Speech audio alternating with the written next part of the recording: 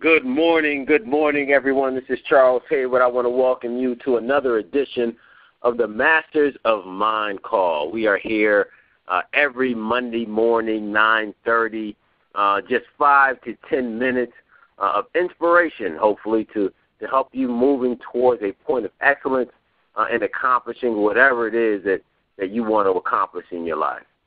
This morning, you all, the title of the call is, Are You Dabbling or Dedicated? Are you dabbling or dedicated?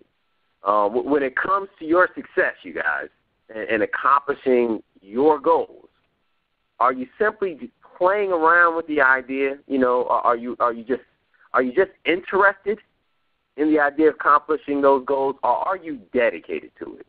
You know, are you really doing everything possible to make your dreams and goals a reality?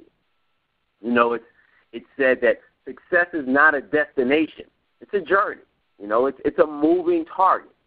I'm sure we all remember being children and looking at the high schoolers and thinking, man, I can't wait until I get to high school. That is going to be, I'm going to be at the top of the hill when I get to high school. Of course, you know, we get to high school and the goal changes a little bit, you know.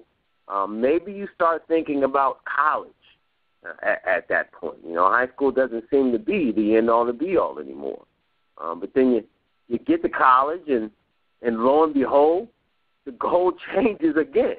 You know, now we want a good-paying job. You know, we want to be able to make our own money and make our own decisions, come and go as we please. You know, so now getting out of college, graduating college, and getting that job, you know, nothing is going to satisfy us until we reach that goal.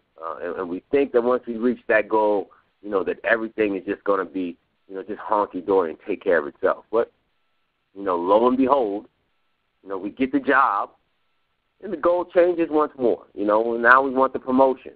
You know, we want the better job. We want a bigger income. We want a nicer house for the family. You know, we want bigger significance and importance.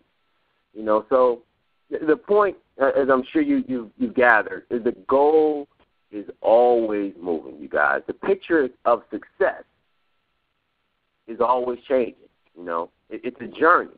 It's not a destination. You know, so what is success? You know, if you can't, you know, if it's not the attainment of something in particular, you know, or if it's not a specific destination in terms of finances or education, et cetera, you know, how do we define success? Well, Napoleon Hill defines success as the progressive attainment of a worthwhile goal. You know, I was speaking with a business partner of mine about a week ago, and he really broke it down to even something more simple. He described success as moving through and past failure. Moving through and past failure. I mean, think about it like this. What if Kobe Bryant decided not to play basketball anymore, you know, after that first NBA championship series? You know, that in that series, the Lakers were swept by the San Antonio Spurs. At the end of the game, Kobe Bryant put up a number of shots that were air balls, okay? And they absolutely ripped Kobe. You know, who is this kid to think he can come in as a rookie and take these so-called championship shots, you know, with all of these other, you know, veterans on the team? Who does this kid think he is? You know, what if Kobe decided that after that, he said, you know what, I don't want to play basketball anymore? You know, where would he be today? You know, what if Bill Gates decided not to move forward with Microsoft? You know, after most of his friends and family told him that, hey, we don't think this idea is going to work. You know, we're not going to give you any money for this crazy idea. You know, what if Bill Gates had said, you know what, maybe Microsoft's not such a good idea? You know, what if Fred Smith decided to trash the idea of Federal Express after receiving a C on the idea from his professors at Yale University? You know, what if Martin Luther King Jr. decided to give up, you know, after the first time he was beaten or arrested for civil disobedience? You know, what if the founding fathers of America, you all, had given up and never put together a Declaration of Independence. Well, my point, you guys, is that all of these individuals obtained some outstanding results, but only because they didn't give in to the early and temporary failures that they encountered. You know, one of my all-time favorite heroes, Bruce Lee once said that defeat is just a mindset. No one is ever defeated until he has accepted it as reality.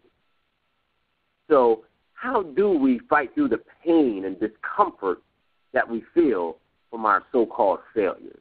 And I call them so-called failures because I really believe that it more accurately describes what they are.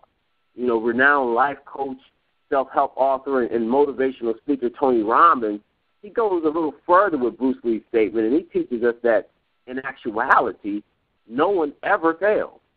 You know, you always succeed in producing a result. Now, it may not be the result that you were looking for, but when you understand that failure is only in the mind, that it's never a reality until accepted as such, then you understand that you can always change one or more of the actions to produce a new result. You know, you can keep changing and tweaking those actions until you finally get the results that you want. But this only happens if you're dedicated to successfully accomplishing the goal at hand. You see, if you're dabbling, you know, if you're just playing around with the idea, you're eventually going to accept some of those failures as something you can't do anything about, and that's going to make that failure permanent. You know, you're going to succumb to the woe is me's and all the other excuses that we give ourselves for not continuing to strive for the goal. But to those that are dedicated, we understand that so-called failures are only temporary. You know, they're the universe's way of telling us that our plan wasn't as thorough as we thought they were. You know, that we need to go back to the drawing board of revision and make some changes. You know, so-called failures are the universe's way of testing our resolve and seeing just how serious we are with getting the job done. You know, so-called failures are the universe's way of asking you, are you dabbling or are you dedicated? You see, life only bends to the dedicated. So today, you know, I want you to go back to that drawing board and see what it is that you need to change in your life to get the results that you want. You know, what are some of the different actions that you need to change or that you may need to tweak?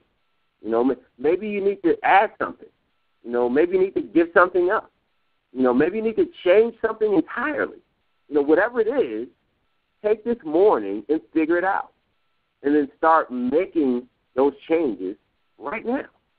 You know, I encourage you to decide, not now, but right now, that regardless of the obstacles, regardless of how long it takes or what it takes, regardless of what others might say, regardless of the thousands of people who are going to prophesy failure, that you are dedicated to succeeding. Decide now that you are dedicated to being the winner that you were born to be, and that nothing is going to stop you. I want to thank you all again for being a part of this week's Masters of the Mind call. You know, we are here every single week, same time, same line. That's 555-726-1000, PIN code 601864#. You can also reach us on Facebook.com/The Masters of Mind. Always remember, you guys, that your destination in life is not determined by what happens to you, but rather what you do about what happens to you. Until next week, this is Charles Hayward signing off. I wish you all a wonderful and prosperous day. God bless, and take charge.